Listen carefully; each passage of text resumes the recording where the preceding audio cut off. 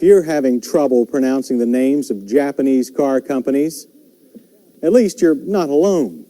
But here's an established import with a name that people still can't pronounce. The car comes from France, and here's my chance to get it right. The name is Peugeot. Now, it seems like Peugeot's been building this 505 body style forever. And that's because Peugeot, like BMW and Mercedes, believes in evolution rather than revolution in car design. Over the years, the 505 has had more than its share of major evolutionary improvements. But this time, they've made the biggest difference in the car to date. First, some evolutionary changes from last year. Then, Peugeot's flagship was the 505 STI. With that model, they improved the dash design and offered a new 4-speed automatic coupled to turbo 4-cylinder power to give the car broader appeal. Now, this is this year's Peugeot flagship, the 505 STX. But the STX doesn't replace the STI or any other 505 for that matter. In fact, there are so many 505 permutations that it's hard to keep track of them all. But there is one way: money. There's a $10,000 difference between the base 505 GL at $13,900 and our STX automatic at $23,800. So what's new for nearly 24 grand? For openers, V6 power. This 2.8-liter in the STX is also available in the STI.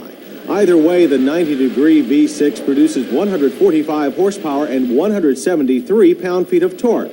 Now, that's just slightly more than the 2.2-liter Turbo 4.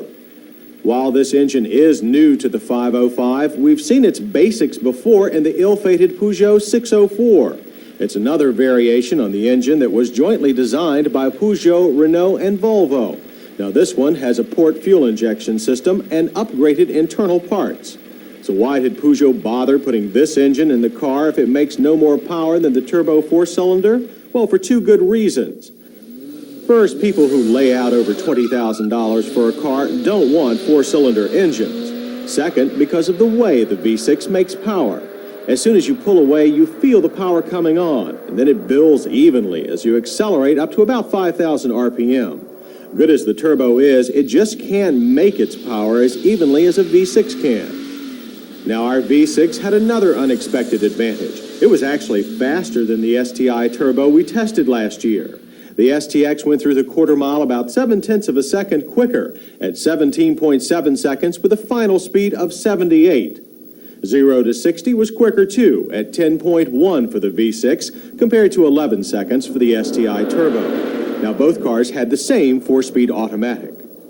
So the acceleration in the STX is just right for a car calling itself a sports sedan, and so is deceleration. Thanks to the second major improvement, a Tevis-designed anti-skid brake system. It's standard on the STX.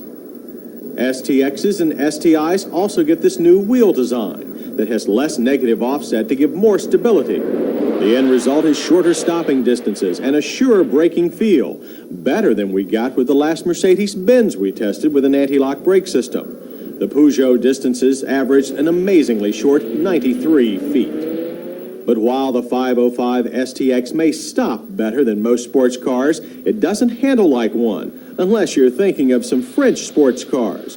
You can see the Gallic body lean here. But the steering is precise, and the car has a crisp overall feel. Once you get used to tipping towards the door handles and the turns, you find that the STX keeps a very good grip on the road. But most people will be more impressed with the 505's highway manners. It rides with the control and solidity you get in German cars, and with the comfort you find in larger American cars. And if you spend a lot of time watching the highway, the 505 STX gives you a comfortable front row seat. It's covered in soft leather, the kind that keeps you from sliding off. The driver's seat has 2 height adjustments and plenty of overall support for long trips. And for cold mornings, well, both front seats are electrically heated. The dash, which was new last year, has easy-to-reach controls and large buttons, but they're also electrically heated by the lights inside them, and we don't think it was intentional. Instrumentation is clear, and you get readouts for everything but voltage. There's plenty of storage room, too, with 2 glove boxes. New this year is an Alpine cassette stereo with anti-theft protection. The STX also gets central locking with a keyless entry system, though the one in our car didn't seem to work all the time. The 505 STX is EPA rated at 18 city, 22 highway. We got 20 on our mixed driving loop. Now that's a little low for a mid-size sedan these days. In addition, some of our staff members thought the 505 styling was beginning to look a bit dated, especially next to the newer Aero 4-door competition. So it's performance that topped our list of hits. The anti-skid brakes are outstanding. The engine is smooth and acceleration good.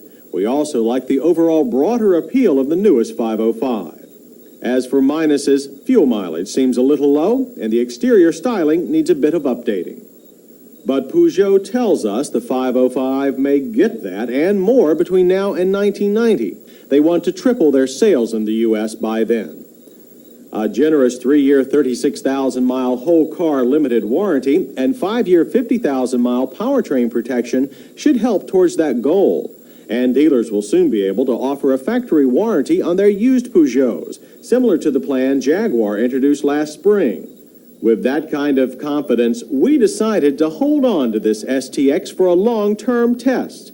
And we'll let you know how this product of evolution holds up over the next year and 20,000 plus miles of our revolutions.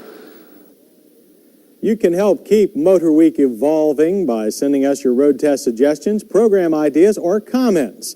To do that, you'll need our address. It's Motorweek, Owings Mills, Maryland, 21117. That's Motorweek, Owings Mills, Maryland, 21117. And we'll see you next time. Motorweek was proudly brought to you by Prestone Antifreeze and Coolant and by Prestone Super Flush Products.